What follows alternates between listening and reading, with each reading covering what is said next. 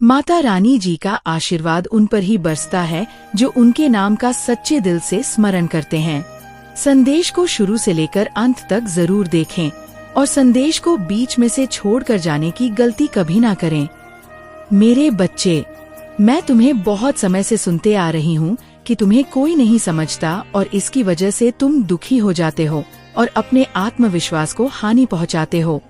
लेकिन एक बात को हमेशा ध्यान रखो कि इससे कोई फर्क नहीं पड़ता कि तुम्हें कोई समझ रहा है या नहीं, बल्कि फर्क इससे पड़ता है कि क्या तुम उनकी बातों को अपने दिल पर लगा बैठे हो।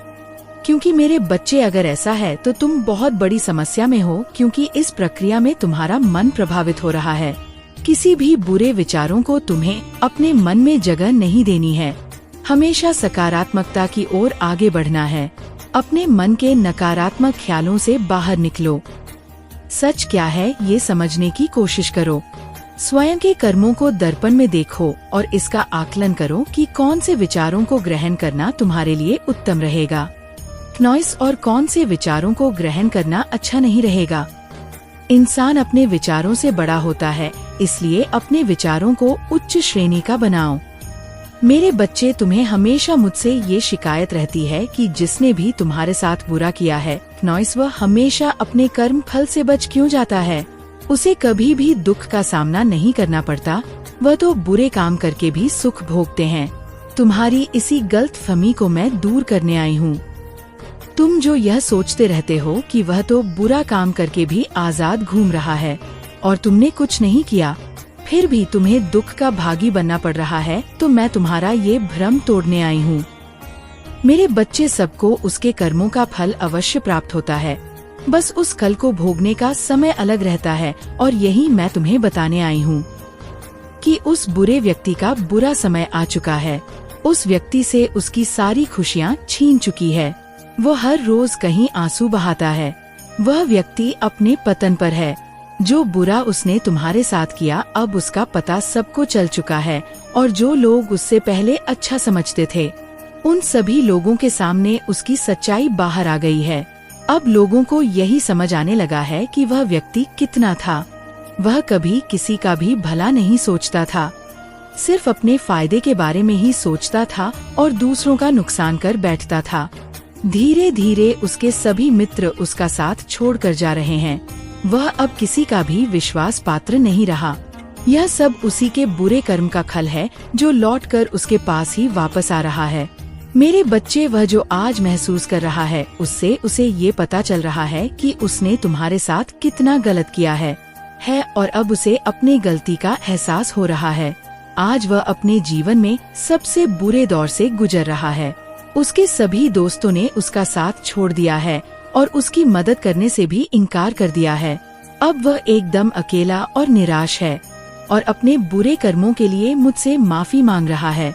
मेरे बच्चे, तुम इन सब बातों से तुम खुश मत होना। तुम बस यही स्मरण रखो कि बुरे कर्मों का फल सदैव बुरा ही होता।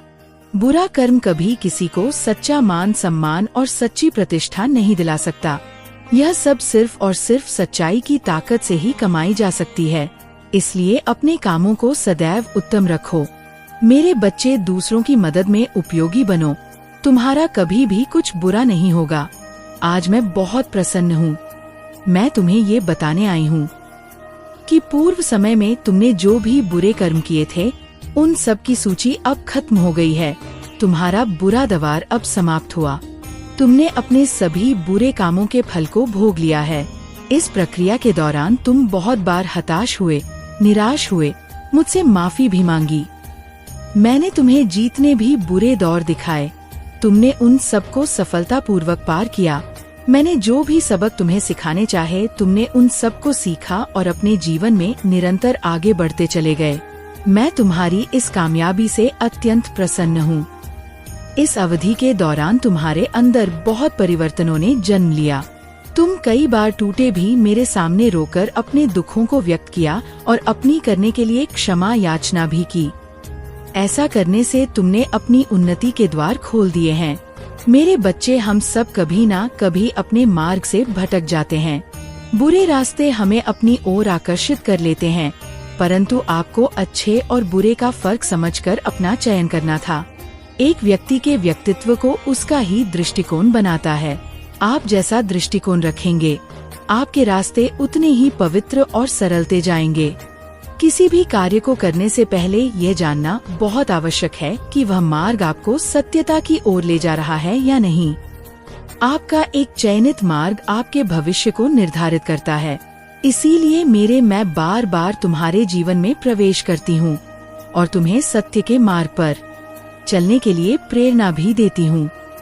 तुम में से कुछ तो मेरी बातों को समझकर तुरंत ही अपने मार्ग को सकारात्मक बना लेते हैं, परंतु जो व्यक्ति मेरे प्रेम से समझाने पर भी नहीं समझता, वह मेरे दंड का भागी बनता है और उसे मेरे रौद्र रूप का सामना करना पड़ता है और वह अपने जीवन में कष्ट का भागी बनता है और फिर शुरू होती उसकी यात्रा जो उसे बार बार कष्ट पहुंचाती है। वह अपने जब तक भ्रमित मार्ग से बाहर नहीं आ जाता और सत्य का चयन नहीं कर लेता और जब वह अपने पापों का प्रायश्चित कर लेता है, तब उसे मेरी कृपा दृष्टि प्राप्त होती है और आज तुमने इस कठिन यात्रा को पार कर लिया है और पुनः सत्य के मार्ग पर अग्रसर हो चुके हो। मेरे बच्चे, धन स्वरूप में तुम्हें तुम्हारा मन चाहा वरदान देती हूँ।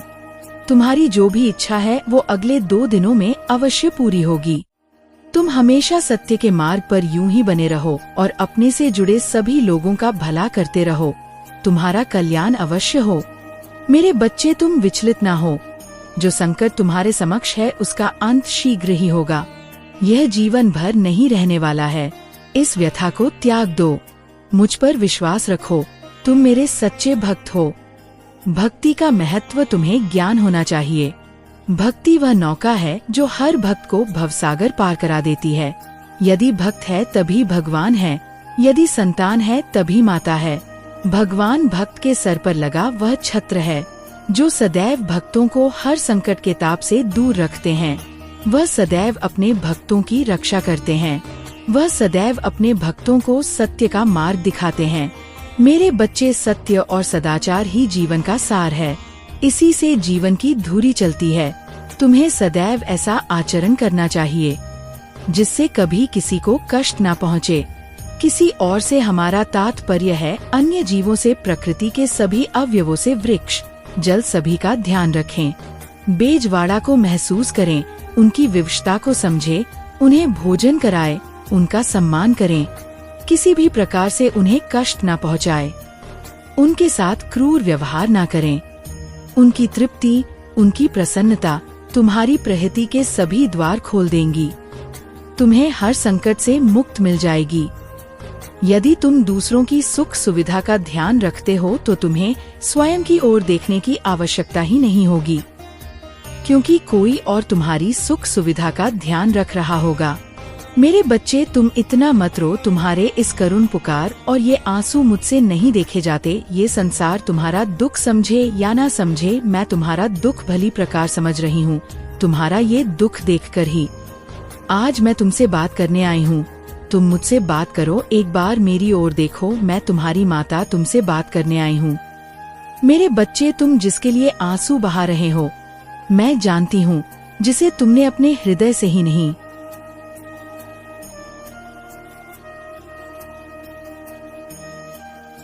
तुमने उससे बहुत मिन्नतें की, समझाया, रोया, गिड़गिड़ा, उससे कहा कि वह तुम्हें छोड़कर ना जाए। तुम उससे बहुत प्रेम करते हो, वह तुम्हारे लिए सब कुछ है, परंतु उसने तुम्हारी एक ना सुनी। उसने ना तो तुम्हें समझा और ना ही तुम्हारी प्रेम को, और यही कारण है कि उसने तुम्हारे प्रेम में कोमल हृदय को खंडित किया।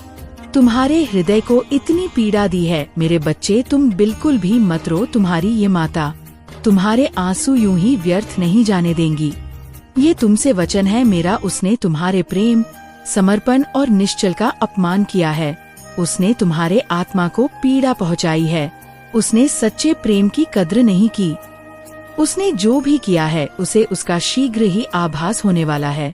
तुमने जितना उसके लिए रोया है उसके 2 गुना वह रोएगा। तुम्हारे लिए मैं उसे बहुत जल्द अनुभव कराने वाली हूँ कि उसने तुम्हें छोड़कर कितनी बड़ी भूल की है। उसने अपने जीवन में क्या खोया है या बहुत जल्द वह समझने वाला है। मेरे बच्चे, अब वह तुम्हारे सच्चे प्रेम को भी समझेगा। वह तुम्हारे प्रेम और तुम्हारे महत्व को समझेगा। उसने जितनी पीड़ा तुम्हें दी है उससे कहीं ज्यादा वह पीड़ा को अनुभव करेगा। वह लौटकर तुम्हारे पास ही आएगा। इस दुनिया की भीड़ में वह जब अकेला होगा, जब हर तरफ से उसे धोखा और दुख मिलेगा, तब उसे तुम्हारी याद आएगी और वह तुम्हारे पास ही आएगा। मेरे बच्चे, तुम देखना, वह बहुत जल्द तुम्हारे पास आएगा और ऊ प्रकार रोएगा, गिड़गिड़ा जिस प्रकार तुमने किया था जब वह तुम्हें छोड़कर जा रहा था। तुमसे प्रार्थना करेगा कि तुम उसे माफ कर दो। मेरे बच्चे, मुझे पता है कि तुम वर्तमान स्थिति से खुश नहीं हो। तुम्हें लगता है कि तुम्हारा जीवन दुर्लभ है, अपने भाग्य को कोसते रहते हो। तो समझ लो कि ये सब तुम्हारे ही विचारों का परिणाम है।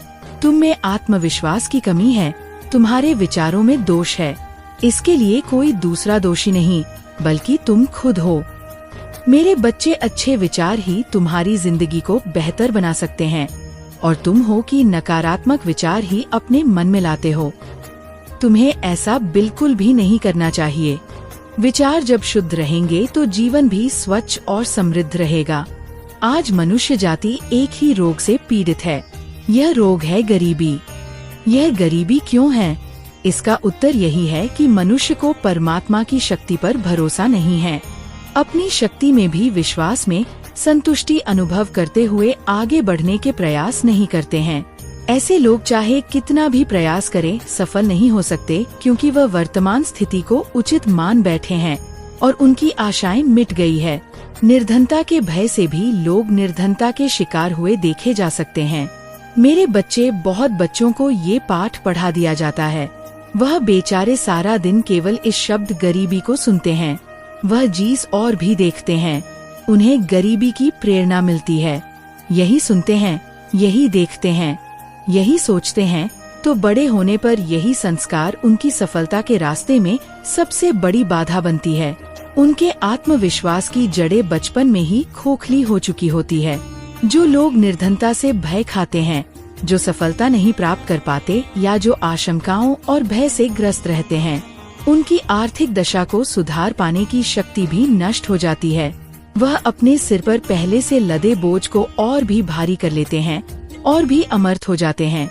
मेरे बच्चे, अगर तुम्हारी परवरिश यदि और भी भयानक हो गया है तो कोई परवाह नहीं करनी चाहिए। जिस चीज से तुम्हारे भीतर की आजादी छीन गई है, ये जो चीज तुम्हें जकड़े हुए हैं, उसे मन से हटाओ और उस स्थिति से स्वयं को हटाओ, दूर हटा दो। जब तक तुम्हारे मन में दुख और दरिद्रता है, तब तक तुम कभी समृद्धशाली नहीं बनोगे। किसी की दशा वही होती है जो उसके मनोभाव होते हैं। तुम पर भी यही तो सिद्धांत लागू होता है। जब कोई लड़का किसी परीक्षा की तैयारी कर रहा होता है और उसे पास होने की आशा नहीं रहती, तो ये निश्चित है कि वह पास नहीं हो सकता, क्योंकि जिस चीज की आशा होती है वही तो प्राप्त हो सकती है। कोई भी नदी अपने निकलने के स्थान से उस पर्वत से ऊंची नहीं उठ सकती जिसे निर्धनता की आशा है या से निर्धनता की अपेक्षाएं हैं। वह कुछ बन ही नहीं सकता। मेरे बच्चे, तुम्हें अपने लक्ष्य की ओर देखना चाहिए, अपने सौभाग्य की आशा करनी चाहिए। सुख, समृद्धि और विजय पर तुम्हारा अधिक है। अपने अधिकार को प्राप्त करो। तुम्हारा अधिकार तुमसे कोई नहीं छीन सकता, बस तुम खुद अपने आप को पीछे की ओर ले जाते हो। नॉइस। मेरे बच्चे, कोई भी वह व्यक्ति निर्धन नहीं माना जा सकता जिसके पास कोठियां नहीं है या अतुल राशि नहीं है, बल्कि वह निर्धन है जिसके विचारों में निर्धनता है और जो मन से दरिद्र है, क्योंकि निर्धनता एक मानसिक रोग है और मन की दरिद्र से ही आर्थिक दरिद्रता उत्पन्न होती है। जो लोग करोड़पति बने हैं, उनमें आत्मविश्वास था। उनके मन में धनवान बनने के लिए सपने के साथ साथ वैसी ही आशाएं थी, लगन थी, आत्मविश्वास था। तभी समृद्धि भी उनकी ओर बढ़ती चली गई। कोई भी कंजूस आदमी इतना सुख समृद्धि प्राप्त नहीं कर सकता जो विशाल और उदार हृदय व्यक्ति प्राप्त कर सकता है, क्योंकि सुख और वैभव का वास्तविक रूप वह नहीं है जिसे लोग मान बैठते हैं। आत्म विकास से, आंतरिक ज्ञान से सच्चा सुख प्राप्त हो सकता है। मेरे बच्चे, यदि तुम मेरे संदेश को पढ़ पा रहे हो तो निश्चित ही आज मेरा संदेश पूर्ण रूप से पढ़ने के बाद तुमसे सभी देवता प्रसन्न हो जाएंगे और तुम्हारे अधूरे कार्यों को करेंगे। ये मैं तुम्हें पूर्ण विश्वास दिलाती हूँ। यदि तुम मेरे विश्वास पर विश्वास रखकर मेरी बात को सुनकर समझकर मानोगे तो तुम्हारी किस्मत के बंद दरवाजे खुल जाएंगे। मेरे बच्चे, मैं तुमसे एक बात पूछना चाहती हूँ। क्या तुम ये नहीं चाहते कि हर देवता तुमसे प्रसन्न होकर तुम्हारी इच्छा पूर्ण करें? मैं जानती हूँ कि तुम चाहते हो तुम्हारे हर कार्य को हर देवता प्रसन्न होकर पूर्ण करें, लेकिन शायद तुम नहीं जानते कि तुम्हें वह कौन सा रास्ता अपनाना चाहिए जिसको अपनाने के पश्चात यदि तुम उसके बारे में ये जानते हो कि पूजा करना बहुत जरूरी है, मंत्रों का उच्चारण करना बहुत जरूरी है। तुम जो भी सूर्य भगवान को जल अर्पित करते हो या लक्ष्मी की पूजा करते हो, महादेव की पूजा करते हो या तुम स्वयं मेरी पूजा करते हो या किसी अन्य देवी देवता की पूजा करते हो, पृथ्वी पर जितने भी देवी देवता है सभी की तुम पूजा पाठ करते हो। हर किसी को प्रसन्न करने के लिए वह हर कार्य करने के लिए तैयार रहते हो जिससे वह प्रसन्न होकर तुम्हारे कार्यों को पूर्ण करें। लेकिन मेरे बच्चे, तुम यह भूल गए हो, ये शायद जानते हुए भी अनदेखा कर रहे हो। तुम्हारे जीवन में इतनी पूजा करना अहम भूमिका रखता है, उसी प्रकार तुम्हारे पूजा के समान किए गए कद तुम्हारे जीवन में तुम्हें हर देवता को प्रसन्न करने के समान होता है, क्योंकि पूजा करते हैं और कर्म अच्छे नहीं करते तो पूजा भी व्यर्थ है। यदि तुम कर्म सही करते हो और पूजा केवल एक कुछ समय ही करते हो तो सभी देवता सदैव प्रसन्न होकर कार्य को पूर्ण करेंगे। पृथ्वी पर जो शक्ति विद्यमान है वह तुम्हारी पूजा से प्रसन्न होकर तुम्हें फल नहीं देती, बल्कि तुम्हारे कर्मों से प्रसन्न होकर तुम्हें फल देती है। इसलिए यदि तुम चाहते हो कि तुम्हारे सभी कार्य पूर्ण हो और तुम्हारे जीवन में कोई भी बाधा उत्पन्न ना हो, जीवन में खुशियाँ ही खुशियाँ हो, तो तुम धर्म के विरुद्ध कोई कार्य मत करो। अगर उसके पश्चात भी तुम्हारे जीवन में समस्याएं उत्पन्न हो रही हैं, तो वह निश्चित ही तुम्हें कुछ बहुत बड़ा प्राप्त करने के लिए उत्पन्न की जा रही है, ना कि तुम्हारे साथ कुछ बुरा हो रहा है। मेरे बच्चे, एक बात और बहुत अच्छे से समझना अत्यावश्यक है कि कई बार तुम अपने आप को देखते हुए सोचते हो कि मैंने तो कोई गलत कर्म नहीं किया, लेकिन फिर भी मेरे जीवन में समस्या क्यों उत्पन्न हो रही है। उसके लिए तुम्हें यह जानना बहुत जरूरी है कि गलत कर्म करना ही जरूरी नहीं है। यदि गलत कर्म किए हुए लोगों के बारे में तुम बखान कर रहे हो और उसका बखान करके खुश हो रहे हो, तो वह भी एक बहुत बड़ा पाप होता है, क्योंकि मेरे बच्चे, जिसने गलत किया है वह उसका पाप कब भोगी है। लेकिन यदि तुम बोल रहे हो उस बात को, तुम भी पाप के भागीदारी बन रहे हो। अगर पाप के भागीदारी बन मेरे बच्चे, मुझे यकीन है कि तुम मेरे माँ काली चैनल को सब्सक्राइब कर लोगे, क्योंकि इसके जरिए ही तुम मेरा आशीर्वाद प्राप्त कर सकते हो। और अगर नहीं करोगे तो शायद मैं तुम पर कृपा दृष्टि तुम्हारे ऊपर सदा के लिए नहीं रहेगा। इसलिए बिना सोचे मेरे इस चैनल को सब्सक्राइब कर दोगे तो पूजा चाहे कितनी भी करो, मंत्र चाहे कितने भी पढ़ो, प्रसाद चाहे कितना भी चढ़ा दो, लेकिन तुम्हारा जीवन कठिनाइयों से भर जाता है कि तुम्हें पूजा के समान कर्म करने जरूरी है। सच को अपनाओ, हमेशा मुझ पर और अपने कर्मों पर विश्वास रखो, लोगों को खुश रखो, कर्मों में परिवर्तन की कोशिश करो, क्योंकि कोशिश हमेशा कामयाब होती है। किसी के सपनों में उड़ान ऊंची होती है, बस आपके कर्मों में जान होनी चाहिए। मेरे बच्चे, मैं आज तुम्हें जगाने आई हूँ नॉइस और होश दिलाने आई हूँ। किस व्यक्ति पर भरोसा कर रहे हो? तुम ऐसे व्यक्ति पर भरोसा करना छोड़ दो जो तुम्हारा मित्र नहीं बल्कि शत्रु है। ऐसे लोगों की बातें सुनना बंद करो जो तुम्हारे अपने होकर भी तुम्हारे लिए खतरा बन रहे हैं। तुम उन्हें पहचान नहीं पा रहे नॉइस, और तुम्हें ये बात भी समझ में नहीं आ रही जिसको तुम बार बार अपना कहकर पुकार रहे हो। वही तुम्हारे पेट पीछे तुम्हारा दुश्मन बना हुआ है, तुम्हारे लिए ऐसे कार्यों को करता जा रहा है, अर्थात वह ऐसे में तुम्हारे बनते कार्यों को बिगाड़ना ही प्रारंभ नहीं कर रहा, बल्कि कुछ ऐसी योजना बना रहा है जिसके बारे में तुम्हें जा भी नहीं है। इसलिए मेरे बच्चे, मैं आज विवश हो गई हूँ तुम्हें समझाने के लिए और बताने के लिए, क्योंकि सावधान करना मेरा कार्य है और समझना तुम्हारा। मैं माँ होने के नाते तुम्हें समझा सकती हूँ, सावधान कर सकती हूँ, तुम्हारी सहायता कर सकती हूँ, लेकिन मैं तभी कर पाऊंगी जब तुम्हें भी की सहायता के लिए पहले पहल करनी होगी। अर्थात जब तक तुम नहीं चाहोगे तुम्हारी सुरक्षा नहीं हो पाएगी। इसलिए आज मेरे देश को बहुत ही ज्यादा ध्यान पूर्वक सुनना और समझना जो मैं तुमसे कहना चाहती हूँ। यदि तुमने उस बात को समझ लिया तो निश्चित ही ये मैं तुमसे वादा करती हूँ कि जीवन में तुम कभी भी किसी के हाथों से ना तो धोखा खाओगे और ना ही तुम्हारे प्रति कोई षड्यंत्र रचे और ना ही तुम्हारा कोई ऐसा व्यक्ति जो कि अपना दिखावा होने का ढोंग कर रहा है वह तुम्हें धोखा दे पाएगा, क्योंकि मेरे बच्चे धोखा वही दे सकता है जिस पर तुम अत्यंत भरोसा करो। और अत्यंत भरोसा केवल तुम्हें किस पर करना चाहिए वह भी मैं तुम्हें बताऊंगी। लेकिन यदि तुमने मेरी बातों को आधा अधूरी सुनकर छोड़ दिया तो तुम्हें ना तो पूरी बात समझ में आ पाएगी और ना ही पूर्ण ज्ञान प्राप्त हो पाएगा। हर बात के लिए तुम्हें हर बात को पूरी तरह से समझना जरूरी है और हर खतरे से बचने के लिए तुम्हें सावधान रहना भी जरूरी है। लेकिन सावधान तुम तभी रह सकते हो जब तुम्हें उस बात का पता हो कि ऐसा कौन सा व्यक्ति है जो तुम्हारे पीठ पीछे तुम पर वार करने का प्रयास कर रहा है। ऐसे व्यक्ति से बचना तो जरूरी है ही, लेकिन उस व्यक्ति के बारे में पूर्ण जानकारी होना उससे भी ज्यादा जरूरी है। मेरे बच्चे, अब मेरी बात को बहुत ही ज्यादा ध्यान से सुनो। वह व्यक्ति तुम्हारे बहुत करीब है और ज्यादा समय नहीं हुआ है। तुम उसे अभी अभी मिले हो, अर्थात जहाँ पर तुम्हारा कार्यस्थल है, जहाँ पर तुम कार्य को कर हो। तुम्हारा व्यवसाय भी हो सकता है और नौकरी भी हो सकती है, या तुम जहाँ पर शिक्षा प्राप्त करते हो वहाँ पर भी तुम्हें वह मिल सकता है और वह तुम्हें मिल चुका है। तुम भी उसे मिल चुके हो।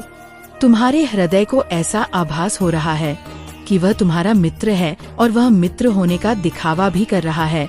लेकिन मेरे बच्चे, तुम बहुत ही ज्यादा सीधे साधे और भोले भाले हो। किसी पर शीघ्र ही भरोसा कर लेते हो, चाहे भले ही कोई कितना भी छलावा भर के रखे। लेकिन जो व्यक्ति सीधा होता है वह हर व्यक्ति पर भरोसा इसी वजह से कर पाता है कि वह जैसा खुद होता है वैसा ही संसार के हर व्यक्ति को समझना प्रारंभ कर देता है और शक करना उससे कुछ दूर रहता है, क्योंकि उसका कारण केवल इतना होता है कि उसका मन बहुत ही ज्यादा साफ होता है और पवित्र होने के साथ साथ उसका हृदय बार बार हर बात के लिए ऐसा आभास करता है कि वह जैसा देख रहा है, जैसा सो रहा है, जैसा दूसरों के बारे में समझ रहा है, वैसा ही वह स्वयं है। और ऐसा तभी हो पाता है जब वह व्यक्ति खुद सही होता है, और यही तुम्हारे साथ भी हो रहा है। इसलिए मेरे बच्चे, मेरी बात को बहुत ही ज्यादा ध्यान से सुनो, क्योंकि ऐसा व्यक्ति तुम्हें मिल तो चुका है और तुम उसके मित्र भी बन चुके हो। अब यह निर्भर तुम पर करता है कि तुम कौन से कार्य को कर रहे हो, अर्थात तुम व्यवसाय करना प्रारंभ कर चुके हो या तुम नौकरी करते हो, तुम एक छात्र हो और तुम पढ़ाई करते हो। लेकिन मेरे बच्चे, ऐसा व्यक्ति जो तुम्हें मिल चुका है वो व्यक्ति तुम्हें आगे जाने देना नहीं चाहता। ना तो वह चाहता है कि व्यवसाय में तुम तरक्की करो। यदि तुम व्यवसाय करते हो तो वह चाहता है कि तुम व्यवसाय में तरक्की ना करो, क्योंकि उसने बहुत पहले ही अनुमान लगा लिया कि यदि तुम्हारा व्यवसाय बहुत अच्छा चलेगा और तुम दिन दुगनी और रात चौगुनी तरक्की करते जाओगे तो तुम बहुत ही आगे पहुंच जाओगे और इस संसार में तुम भी वह ऐश मौज करोगे जो दुनिया का हर बड़ा व्यक्ति करता है। मेरे बच्चे, तुम धन धान से परिपूर्ण बन जाओगे। तुम बहुत ही ज्यादा ठाट बाट से रहोगे और बहुत ज्यादा अमीर हो जाओगे, बल्कि वह गरीब का गरीब रह जाएगा, क्योंकि ना तो वह ऐसा कार्य करता है और ना ही उसके पास इतनी बुद्धि है कि वह ऐसे कार्यों को कर पाए। क्योंकि मेरे बच्चे, हर व्यक्ति की बुद्धि अलग अलग प्रकार से होती है और अलग अलग कार्य करती है।